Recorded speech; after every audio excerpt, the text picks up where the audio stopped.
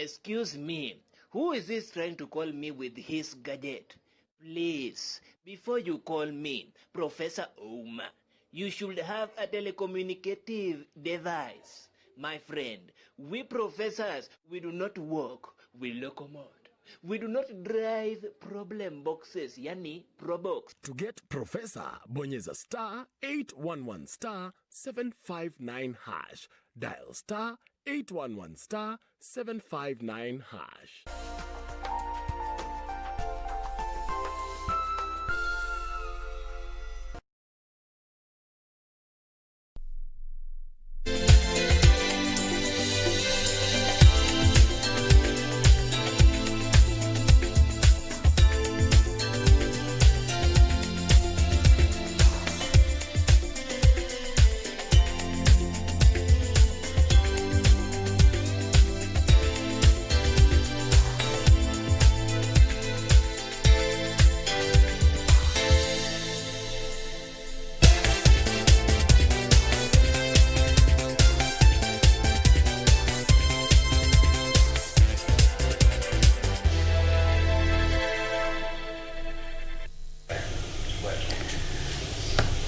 A very good afternoon to you. It's always a pleasure for you to create time for us just to update you on what has been happening in Kenya and beyond borders. Happy new month. I haven't seen you since last month. It's good to be here and allowing us to update you on the latest developments in Kenya and beyond borders. It is the 5th day of October, the year 2020.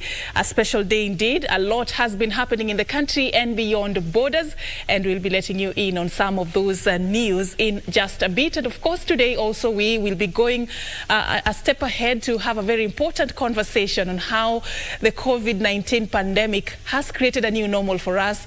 As we speak right now, a lot of things are being done online. People are taking into just accepting the online platform to do a lot of business. And today we'll be talking about e-commerce. And of course, the latest development is the fact that right now, quite a number of initiatives have been put in place, including how Kenyans can now order their food online and get it at their doorstep. We'll be talking about how this has changed lives and what are some of the developments that are happening when it comes to e-commerce later on in the course of this particular broadcast. But for now, we'll also just delve straight away in some of the latest developments. My name is Serfine Achieng Ouma, and our sign language interpreter is Simon Karodha. We want to begin straight away with one of our top stories is that the National Cohesion and Integration Commission has condemned the violence witnessed on Sunday in Kenol, in which 2 people lost their lives. NCIC says violence has no place in Kenya's politics and must be condemned in the strongest terms possible. The Commission has called on the youth to shun divisive leaders and avoid being used for selfish political ends. NCIC says it will ensure the instigators of the violence in Kenol are brought to book. We use this sand event that has erupted in Murang'a County to reaffirm the need to respect divergent views and to remember the values of peace, national ethos, and cohesion that represent the people of Kenya. We implore upon top politicians to help discourage the rhetoric of hate and violence that has escalated in recent months. Upon the security and investigative agencies to identify, arrest, and prosecute those who might have participated in mobilizing and organizing the youth that ended up in causing violent confrontation.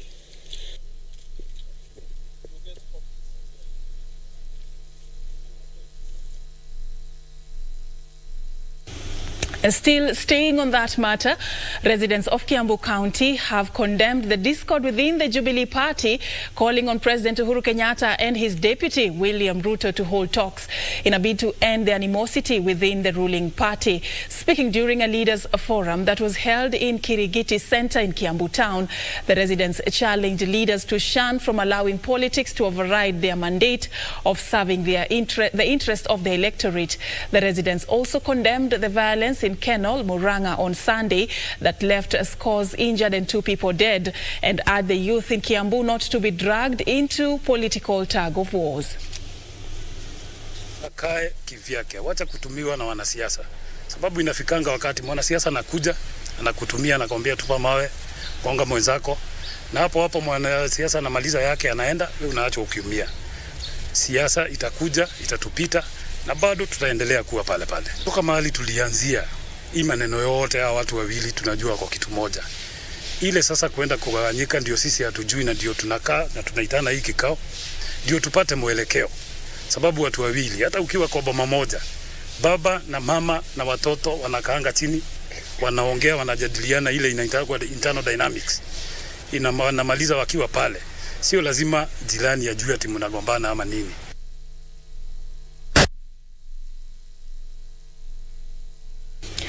And now, still on that matter, we want to cross over straight to Parliament. Currently speaking on that particular subject is Minority Leader Honorable Junet Mohammed. Let's listen into what he has to say concerning the violence in Murang'a on Sunday.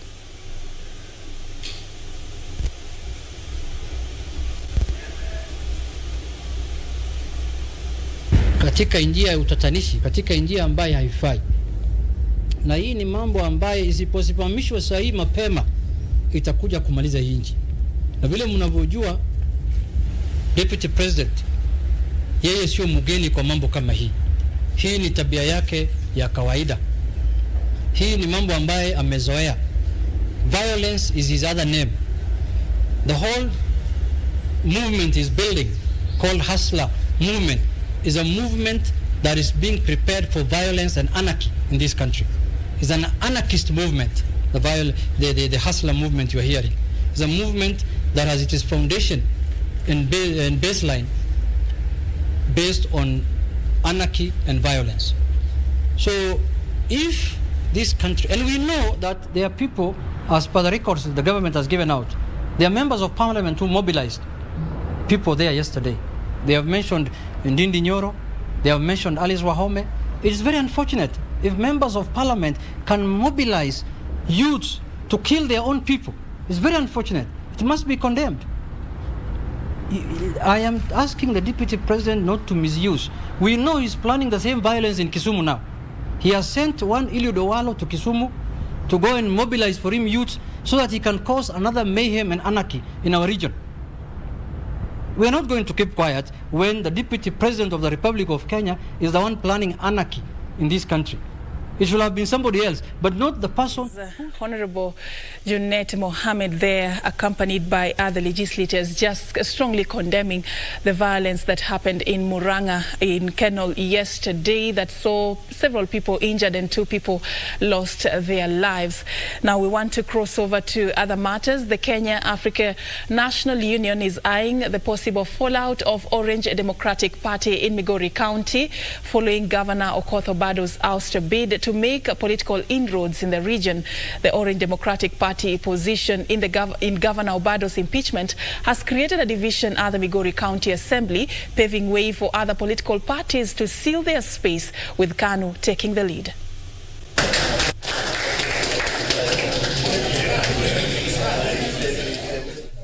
Speaking during delegates meeting in Migori County, KANU appointment to the region, Gordon Ogola, who also serves as the member of the party National Executive Committee member, said KANU was expanding its territories and rebranding ahead of the general elections. In due course, we are going to officially launch the Migori County branch office, which will be officially launched by the party chairman and the top leadership of the county.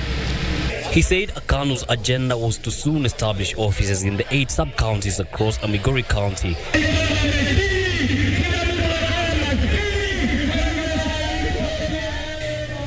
Meanwhile, the New Democrats Party will field the candidate in the forthcoming Kahawa Wendani by-election stated for December 15th.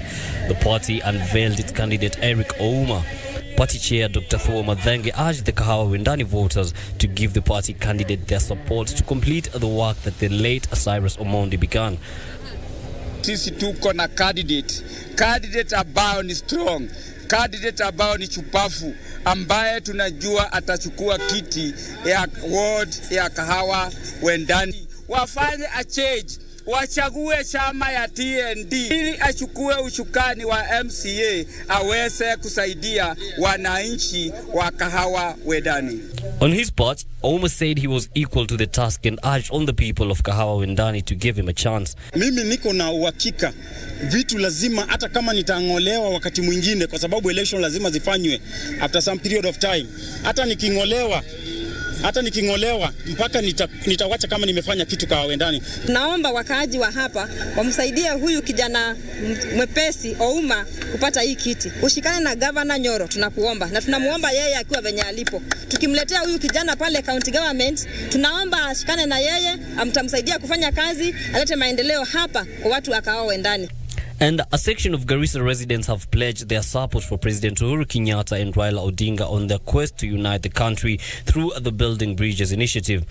The residents from Aulihan community who endorsed one of their own, Nasir Dolal, as their BBI appointment and community candidate for Garissa parliamentary seat come 2022, said they stand to reap big time from the proposals on the BBI. Aulihan bali popote wako na hawa bega kwa bega, wakiwa wako ndani ya BBI, ndani kabisa, kwa sababu tunajua BBI ni kitu itakuja kuleta mabadiliko katika system yetu ya serikali ya leo. We are behind BBI.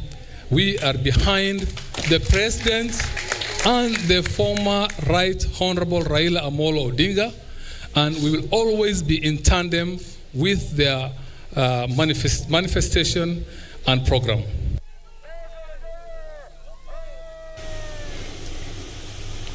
And now moving on, residents of Kaiti in Makueni County are now calling on the government to crack the whip on the sale and consumption of drugs and illicit brew in the area. The residents who spoke during a burial of a young man who was killed after disagreement in a drinking den claim police are turning a blind eye on the illegal businesses that continue to cost lives.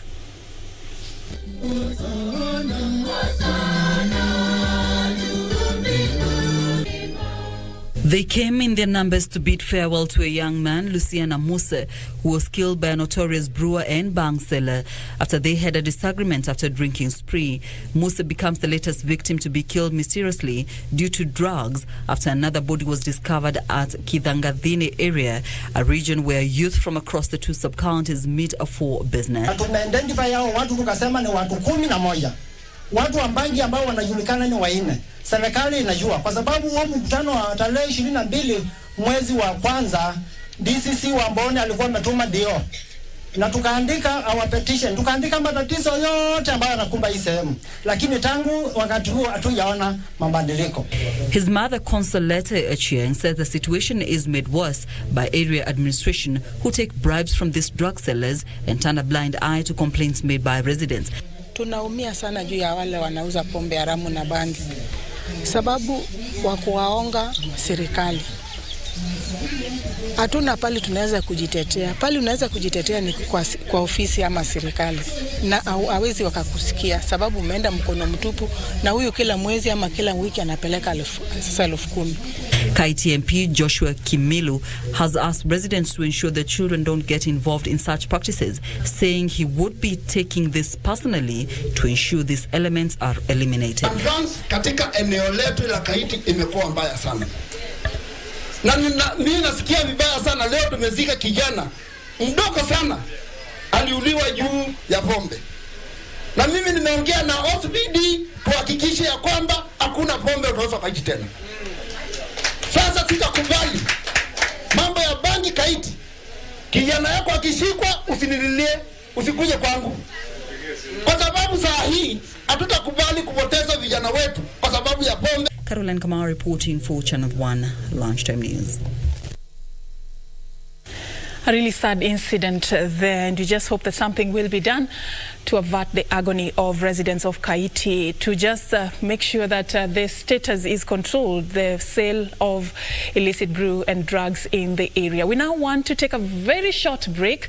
We'll be coming back with much more on this bulletin, so stay with us and remember that conversation about the food festival campaign and e-commerce coming up in a bit.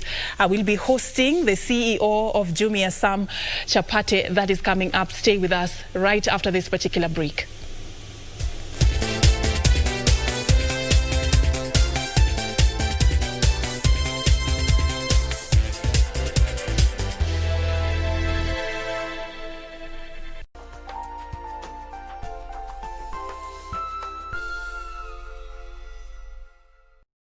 When the world changed, it made us go back to the simple joys and love the little things even more, like serving up your best, eating together, and sharing more. Now, we'll take nothing for granted and always remember to taste the simple joys.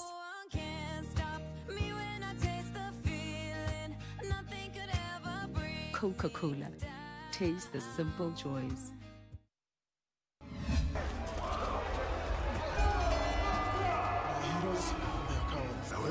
We need this win, Wanjala. You have to win.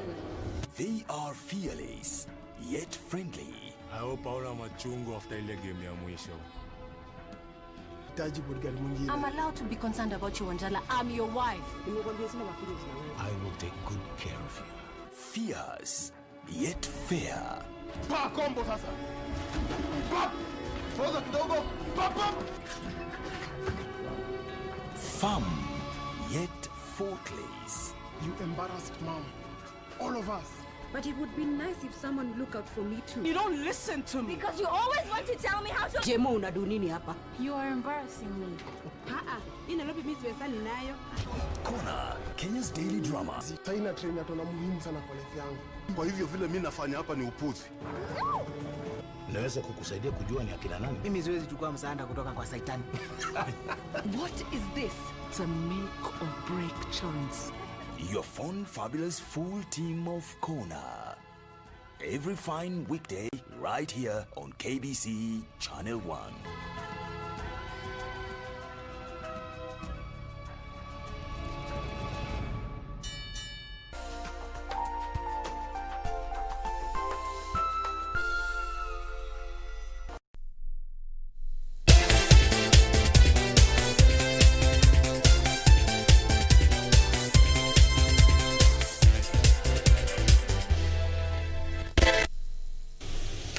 Welcome back and thank you so much for staying with us. Remember, we're on social media on YouTube and on Facebook at KBC Channel 1. You can stream live as well in case you cannot stay on your TV set. Now we want to move on, and I take you now to Kajiado County, where a section of clergy from Kajiado County are calling on the government to consider reopening the schools in January 2021, led by Reverend John Senkedo of Pentecostal Evangelical Fellowship of Africa.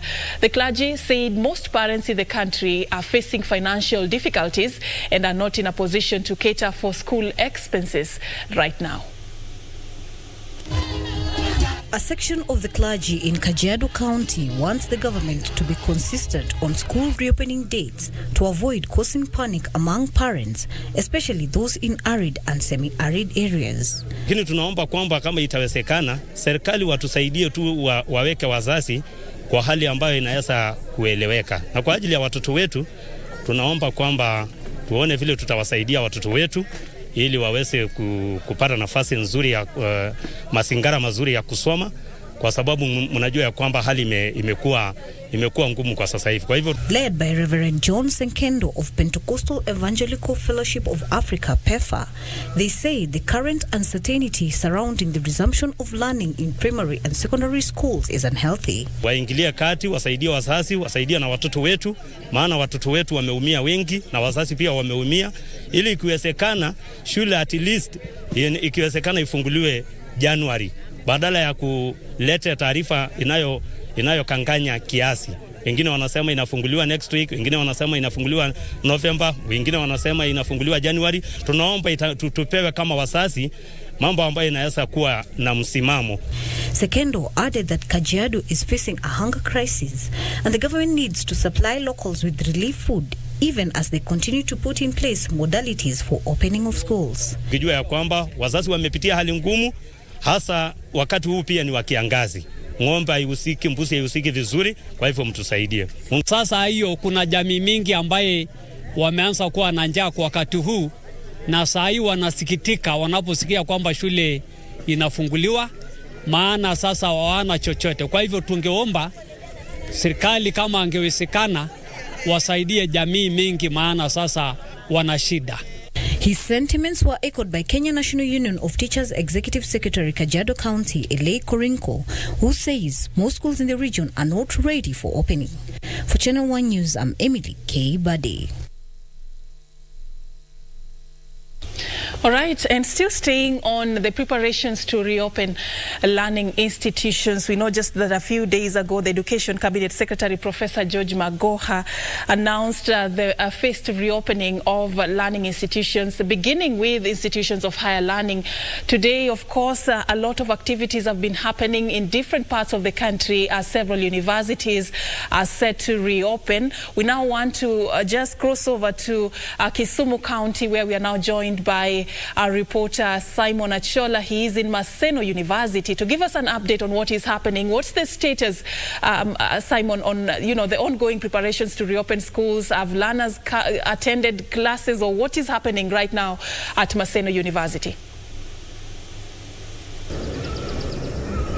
Well, thank you very much, Serfine. Hope for the final year students as, of course, following the directive of the CS Education Magoha to actually start the first reopening of higher learning institutions. What has been happening today is that officials in the Ministry of Education are actually going around the country to see the preparedness of these institutions, if they are actually ready for students to actually start trickling in. And today here, the PES of post-training skills and development, Alfred Chiriot, is actually in Maseno University, and what he's doing here basically is to check the preparedness of this institution in terms of accepting back final year students as they come back to this institution. And he has given us a seal of approval in terms of the preparedness of this institution, and of course sentiments echoed by the Vice Chancellor of this institution, Professor Julius Nyabundi, saying that indeed the institution has actually done everything within its means to ensure that they are actually ready to accept students back. Yes, some of the students are already back in the institutions, and you can see the eagerness on their face in terms of wanting to clear their learning so then they can move on to the next phase of their lives. One sticking question that I actually posed to the administration and of course the PS has been the fact that yes, these students are coming across the country, some of them coming from places that you would actually consider hotspots, and what has actually been put in place in terms of testing the students so that then when they come back to the institution, they do not transmit or are at risk of actually contracting the virus. And the PS put it categorically that the government has not put in place measures in terms of testing these students before they come back to the higher learning institutions. But what is actually said is that they will be doing the normal screening.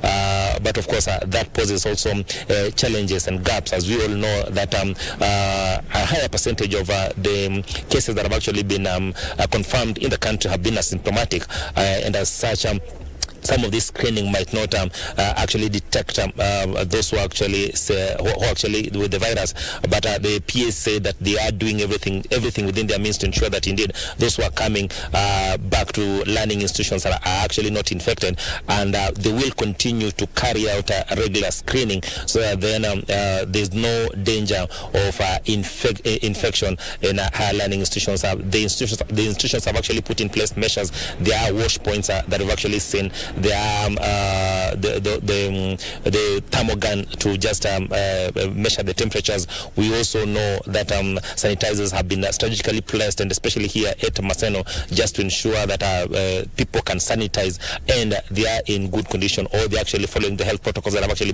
been put in place by the health ministry, so that then there's no danger of the spread of COVID-19 in higher learning institutions. But he continues to say it is a challenge challenge in terms of ensuring that everything runs smoothly, but they are hoping that everything will actually be done according to the set health protocols. What he's actually called on Kenyans and of course the students that are actually coming back to institutions is that they must adhere to the set protocols so that then they do not risk spread of COVID-19 in higher learning institutions. But they have also said that they will be watching out to see how this phase will go, so that then they can actually go to the second phase, of course, and that is what each and every Kenyan is waiting for. Back to you, Serfine. Thank you so much, Achola Simon, for that update. Achola is coming to us live from Maseno University, just following up on the partial reopening of institutions of higher learning. And today, according to the report that he's giving us, is that quite a number of activities are already taking place with regards to arrival of learners, especially those who are in their final year. And a lot of initiatives have also been put in place in adherence to the COVID-19 precautionary measures in preparedness for learners coming back to just continue with their education. We'll be following up this story as it continues to develop, and even as other learners are also preparing to go back to school.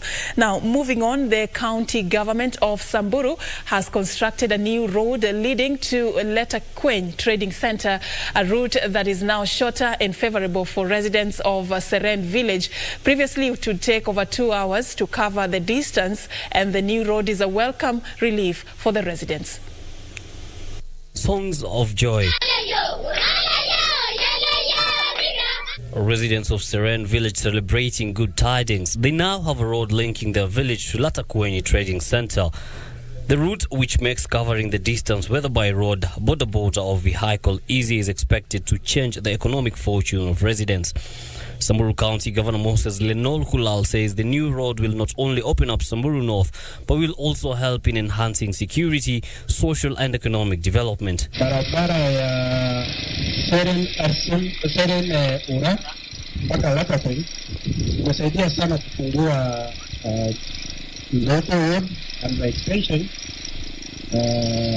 Samburu North.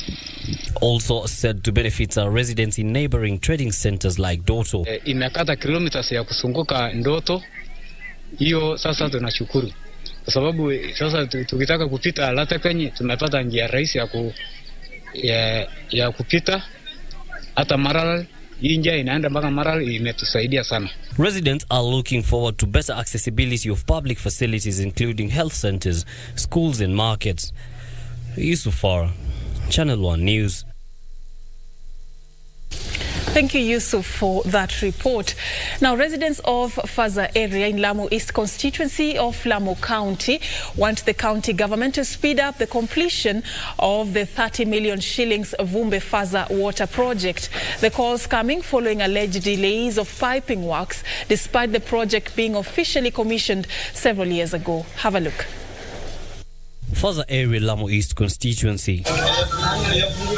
An area that has seen residents wonder why a project that was meant to cushion them from water shortage has taken too long, with millions of shillings spent to implement it. They said the few who have already begun accessing the water claim it is salty due to high salinity, yet they were promised fresh, clean water. Na maji yenyewe nasikia yalipotoka, maana mimi kusema kweli sija test, lakini wale ambao wamepata maji siku ya kwanza ambayo ilifunguliwa ilipatikana maji yasikia ilikuwa salty, pia ilikuwa nasikia na harufu kama ya kunukia tope tope, na pia haya maji hayakutoka kwa muda, at least iwe itakidhi haja hata kama siku 2-3, itoka kwa madakika tu ikakatika, na mpaka sasa hii hatujaona tena maji. Sasa sijui kwa nini. County government under Governor Fahim Toha began installing pipes to households in the area. The residents now want the process to be hastened so that they can start reaping the fruits of the project, as they are currently dependent on rainwater. Kuna time tununua jerikeni moja shilingi 100. Tena kutoka Lamu ilikuwa maji hapa kuna. Shilingi 100. Tulipakia jahazi hapa kaenda paka Lamu. Jerikeni moja shilingi ngapi? Shilingi 100. Mwenye kukubebea nyumbani bado hajakuletea. Hebu naambia uko na family, jerikeni moja itakutosha vipi the holiday? Nasikia uchungu kwa sababu za kutoa pengine shilingi 1000, jerikeni 5, pengine 1250 paka nyumbani. Maji yao kunwe, maji yao pikie, maji yao uoge, maji yao fulie, imagine. Paumia. Kwa hivyo maji nasikia ni uchungu, sijayatesti, lakini nasikia ni uchungu. Na mkiatesti kama uchungu tafadhali. Kama maji ya Lamu vile alivyotamu, basi pia tutaka tuonera kama wananchi wa serikali ya Kenya nzima. Mradi wa maji tumeletewa mifereji, imetiwa kila nyumba. Lakini mpaka sasa maji bado hajatoka. Hatujaona maji ni tamu wala ni chumvi. Kwa hivyo waharakishe tupate maji na sisi tusone kwenda visimani kutota maji.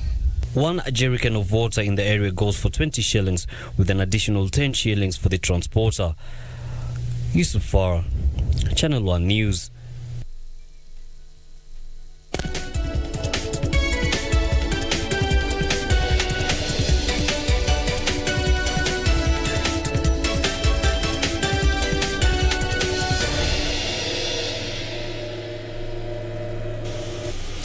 Now we've crossed over to the world of business, and we want to tell you more about some young people who are doing great things just to earn a living.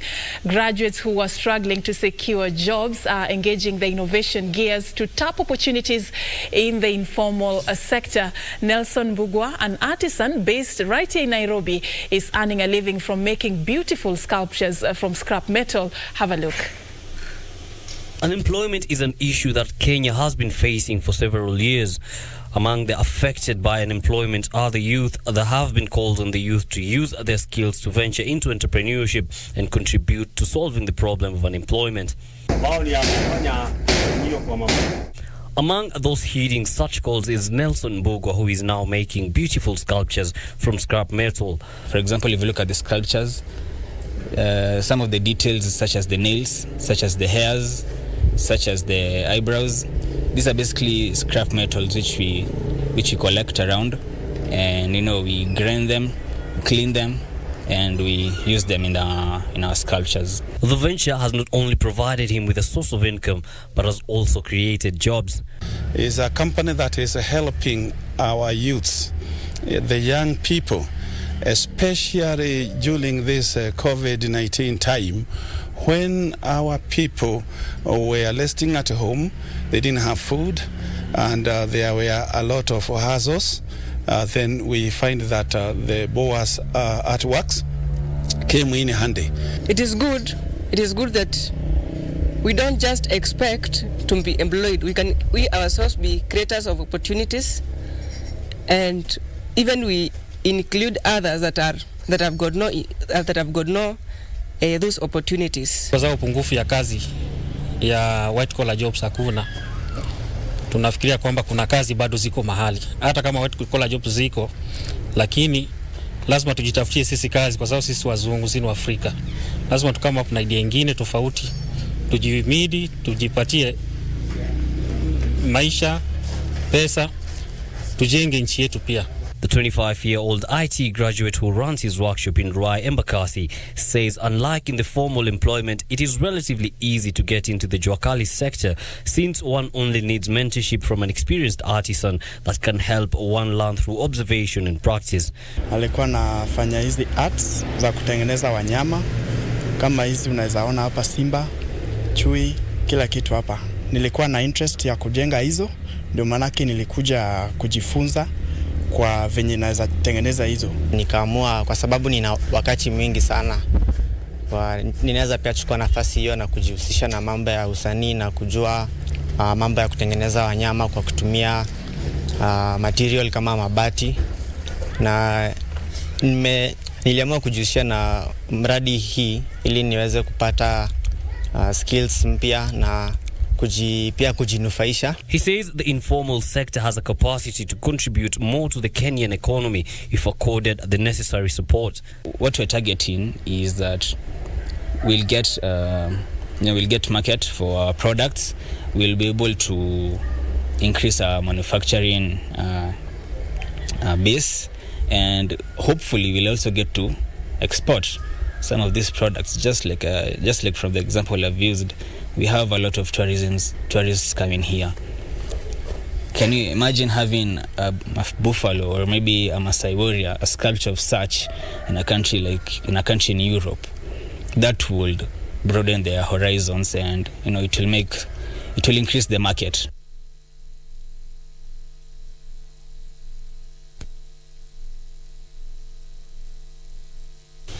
All right, there you have it, innovation and how young people are just embracing what they can do to make sure that they survive even in the state of joblessness that has affected quite a number of young people in our country. Now we want to shift gears and talk about what I told you earlier when we were beginning the bulletin, just talking about e-commerce. But before I tell you more about e-commerce, it is October, and October is a special month.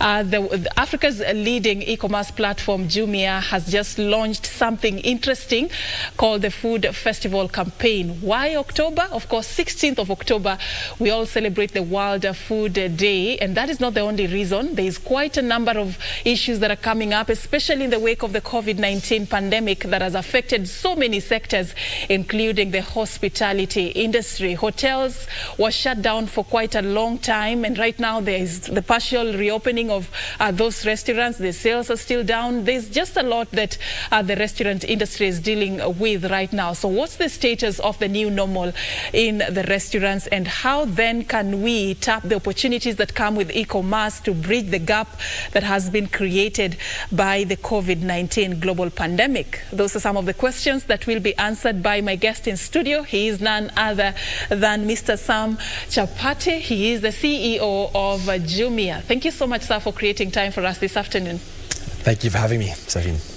All right, I want us to begin straight away, something that a lot of people are excited about, the recently launched Food Festival campaign. It's happening this month. I want you to just start us from that particular note. Break it down for us. What is it all about? Is October all about food going forward? Let's get to understand. It is. October is all about food, more than ever. So the main reason that we've launched the Food Festival campaign is actually to really support restaurants. As you mentioned, the hospitality industry, restaurants, hotels, bars have been severely impacted by coronavirus, by the important curfews and everything else that we had to put in place. And there have been a lot of jobs that have been on the line, that have been a lot of jobs lost in this industry. And so as we sort of, as the government starts to signal to us that, the restriction measures, the lockdowns can gradually be lifted, this is a great opportunity for the revival of this sector and the creation of a lot of jobs. And so it's really with that in mind that we wanted to sort of give a bit of a kickstart to the industry and pull together all the participants, big restaurants, small restaurants, independents, all together to do something special for our customers, in terms of great offers, but also to get the message going that that we can each do our bit in our local community to support our local entrepreneurs, and to do so by ordering online. All right, I will be asking you more about who then is involved in this particular campaign, but let me just take you back a bit. You've talked about the effects of this pandemic on the hospitality industry.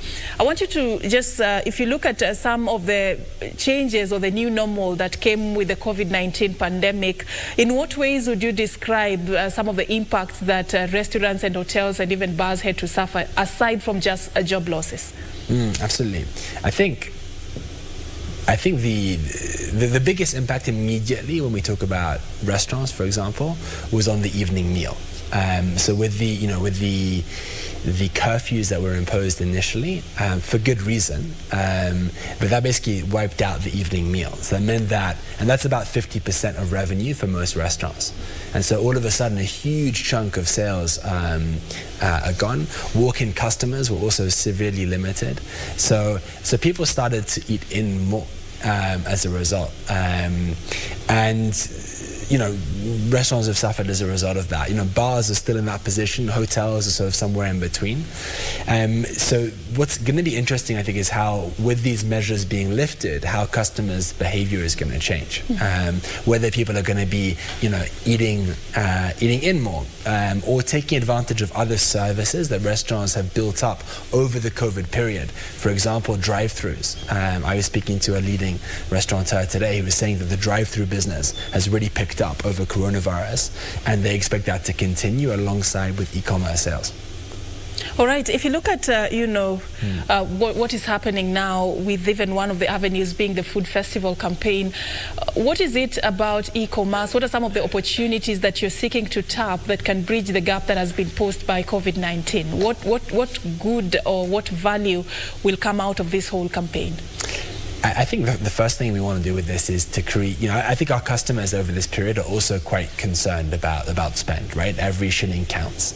And so this campaign is about, for the customers, is about value. You've got great offers from the likes of KFC, from Debonair's, from many other independents as well, where you're getting deals like, buy one, get one free. That's a great offer for the family, right? That's a great way of saving some money over this period. So that's the first thing. For the restaurants, it's a great opportunity to raise visibility, to remind people that restaurants are out there, and that with the restrictions being lifted, we can all take advantage of eating out or ordering in, without being too concerned about coronavirus or its spread. So that's really what this event is all about. All right. It's running from... It started running from fast. It will go all the way to the end of this particular month. Is there anything that inspired the choice of October for this particular campaign? So the Global Food Day is sort of halfway into this month, so the 16th of October, as you mentioned, and that's a great example. We're going to be releasing some numbers as we get closer to that date to sort of show the evolution of online food ordering as an industry, and then we want to couple that with this big exciting campaign over the course of October. How do you describe the traffic, the reception since the campaign began, in terms of the numbers of people who are actually coming forth to explore this platform? What would you say about the progress so far? I mean, our best numbers so far of the year in terms of new customers coming on and trying the service. It's only a couple of days in, so we've got a whole month for customers to take advantage of. Come on to Jumia Food, and you'll find a whole heap of deals from your favorite restaurants. And we think as a result of that's going to be a significant impact for the industry. Is there like an ultimate target that goes post-COVID or post, October, something that you all are looking out as the bigger picture of, just putting this platform out for food lovers? I was almost saying foodies, but yeah. So is there like a bigger picture that you're looking out for with this particular platform? Yeah, I think the biggest picture for online food ordering is actually the emergence of independent restaurants. So smaller kitchens, smaller cabanas coming online and starting to sell the food that millions of Kenyans eat every day online as well. And so that's a big focus for us as an industry, I think, to make online food ordering more relevant to more people. So you can buy your tilapia, you can buy your chicken, as well as buying international food or Asian foods that might be available online as well. That's the big long-term impact, I think, to grow this category. I can just imagine the wide range of options that somebody can have just at the comfort of their living room or wherever they could be ordering from. Just looking at all those options available and those restaurants that are offering these options is just like a sea of food for you to choose from. And I want just to talk about, as part of Africa's leading e-commerce platform, Jumia, how do you describe the uptake of e-commerce generally, not just food, but even in other services and products that are offered since the outbreak of COVID-19 compared to before COVID-19? How would you describe the shift? Yeah, we've definitely seen a shift. So I think, when the lockdown measures happened and all the way, since, the year has been an interesting one for the e-commerce industry overall. I think the industry is growing well. We've seen a shift in behavior where customers are ordering, more everyday products, your beauty products, your bathroom products, your household products, your food products online. And we've seen at the same time a bit of a tightening of people's spend around electronics, mobile phones, TVs, and other higher end tickets. I think as people get used to the uncertainty and whether they're going to be personally impacted by salary cuts or job cuts, I think what's going to be interesting as life progressively gets back to normal, to see how people's settle back into a new normal as well. And that's when big campaigns like Black Friday towards the end of this year should be interesting for that, to see the overall reaction. All right. Unfortunately, we've come to the end of our time for this conversation, but indeed it is a conversation we should be picking up in the near future, because this is the new normal. We are actually going online, going digital, based on the lessons we've learned from COVID-19. It's about time we invest when it comes to our digital, ability to embrace some of these opportunities that come with the technology. I want you to just give us your parting shot. And also, I understand this is not just a Kenyan affair, the food festival campaign. Just as part of your parting shot, just tell us how big this is and also what you'd like our viewers to remain with as your final thoughts. Absolutely. So the food festival is running the whole month of October. It's amazing deals on all of your favorite restaurants. It's a great opportunity to support your local restaurants and your local jobs in your community. The campaign's being run all across Africa in all of the markets that Jumia operates in, and is partnering with big restaurants like your KFCs, your Javas, etc., with also many small independents who all need your support. Thank you so much for your time and for that call to action. That is Sam Chapate, the CEO of Jumia Kenya, talking to us about the ongoing food festival campaign that is being run by the Jumia e-commerce platform, together with what's coming up, the World Food Day that is coming up on the 16th of October. But the bigger picture here was just to look at the trends when it comes to e-commerce in our country in the wake of the COVID-19 pandemic as a solution to some of the challenges that several sectors have faced courtesy of this particular pandemic. Thank you so much, sir, for your time. Now, talking about food and moving on, over 500 farmers in 4 counties have embraced organic farming after undergoing extensive training courtesy of a joint initiative by local NGOs. The farmers drawn from Nakuru, Kiambu, Machakos and Murang'a have gone ahead to establish markets for organic farm produce and animal products across the country. A visit to one of the farms in Rongai, Nakuru County, shows that organic farming is fast gaining ground as Kenyan farmers seek to have quality produce, attain higher yields and protect their soils against destructive agrochemicals. Emily K. Bade with that story. It is a hot and humid morning at Visoi village in Rongai sub-county, Nakuru County. 55-year-old Stella Njoroge is busy harvesting vegetables at her 5-acre farm. Today is market day and she has to take the fresh farm produce to the market. Every week, Stella sells vegetables worth over 7,000 shillings. She is one of the over 500 farmers who have embraced organic farming after undergoing training through a joint venture by Participatory Ecological Land Use Management Association, PELAM, and Community Sustainable Agriculture and Healthy Environment Program. I went for training.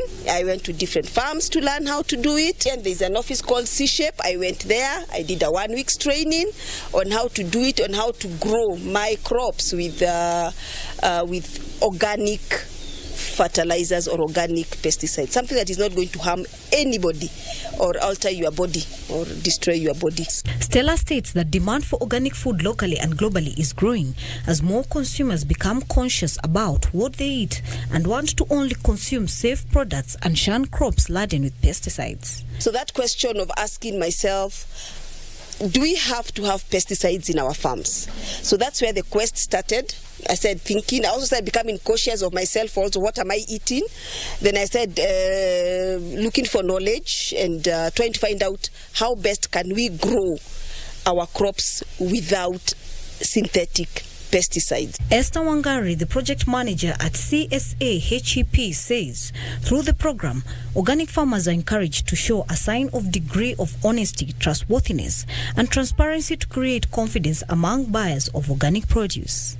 Wangari adds that CSA HEP has organized farmers into groups dubbed Participatory Guarantee System that protects the integrity of the organic production systems, ensures the organic produce is of high quality, and meets all requirements for organic production. If this farmer is an organic farmer and he has decided to use something else that is not organic, you cannot go far. We will catch up with you because of the PGS. We will know that you are using other chemical or conventional inputs due to that interaction between farmer and farmer. According to Pelham Country Coordinator Zachary Makanya, his organization is working with 57 agricultural community-based organizations in promoting environmentally friendly access to traditional seeds by organic farmers before linking them to local and international markets. We are also trying to promote encouraging farmers to recover raw seeds. You know, there are so many seeds which were there in the past. They got raw somehow they were replaced by exotic seed. But now what we are trying to do is encourage our members, and the members are doing this. They are moving out there to recover seeds, they propagate them, then they try to share them. Through agrobiodiversity training, smallholder farmers are able to conserve near extinct traditional crops by learning how to preserve their high-quality genetic material. Makanya says demand for organic food in Kenya has increased by 500%, while globally consumption of the food has increased by 100% from 2008 to date. In terms of contributing to the food security issue, it is very clear that in peri-urban areas, the only kind of agriculture which can do very well is organic farming, because you can be able to produce a lot of food in a very small area. More than 85% of organic produce in Kenya is exported mainly to Europe, the Middle East, Asia and the Far East. For Channel 1 News, I am Emily K. Bade. Thank you, Emily K. Bade, for that report. Now, internationally, in the world of business, the State Railway of Thailand is preparing for a major overhaul with the opening of a new central station next year, with the hope of bringing new commuter lines and high-speed rail services into operation from a central hub in Bangkok. The still under construction Bang Sue Central Station will be the largest station in Southeast Asia. Here are the details of this and other stories in our international business news roundup. The Hua Lamphong station in Bangkok has been the center of Thailand's rail network for over a century. When it opened in 1916, it was the envy of Southeast Asia, a symbol of Thailand's progression in the age of technology. Since then, however, the country's rail network has slowed to a crawl. The Railway Ministry has run up huge debts of more than $3 billion, and the rolling stock is old and outdated. Those who still rely on the network think it requires a major facelift. The still under construction Bang Sue Central Station is expected to open next year. When it does, it will be the largest station in Southeast Asia and a rail hub serving not just Thailand but the whole region.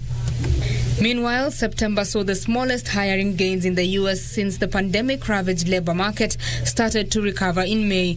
With more layoffs turning permanent, the U.S. economy faces a long, bumpy road to recovery. U.S. employers added 661,000 jobs in September, pushing the unemployment rate down by 0.5 percentage points to 7.9%. This compares to an upwardly revised 1.49 million jobs gains in August, when the unemployment rate fell by 1.8 percentage points to 8.4%. Employment growth peaked in June with a record job growth of 4.8 million. Finally, new sales of bikes are soaring in Brazil as people look for safe ways to exercise and alternatives to public transportation amid the COVID-19 pandemic. The surging demand for the two-wheelers is causing shortages for bikes and accessories. Special adventure bike shop owner Andre Handvas is both excited and concerned about the trend. Experts say bikes are appealing as they provide a safe alternative to public transportation in the COVID-19 era. The bike boom may not end with the pandemic. The World Health Organization eyes cycling as a driver of a post-pandemic green recovery.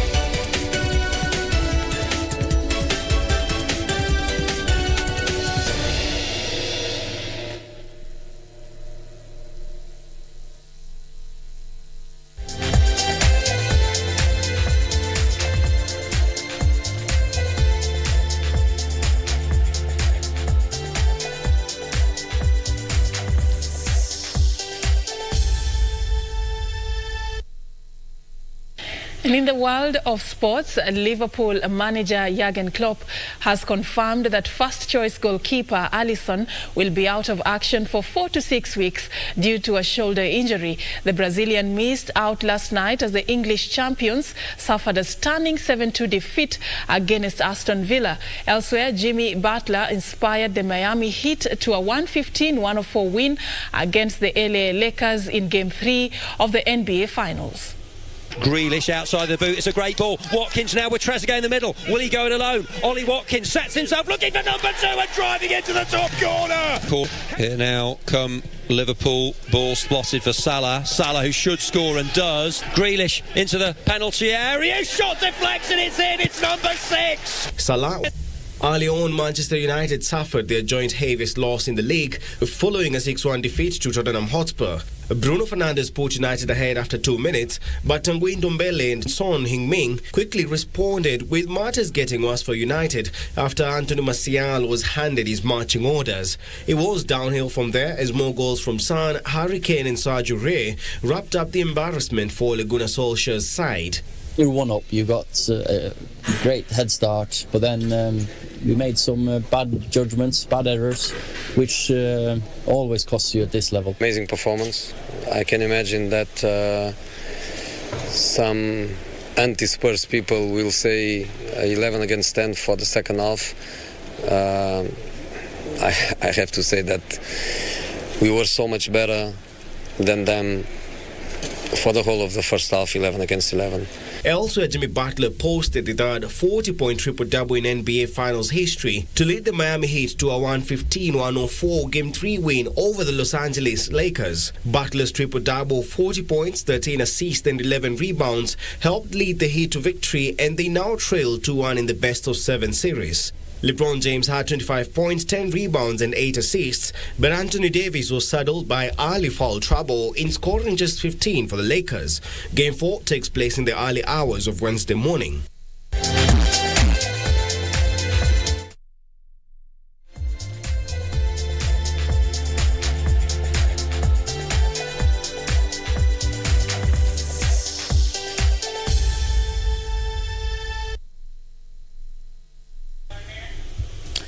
The great Manchester United. Should we talk about Man U just a bit, or we just let it go?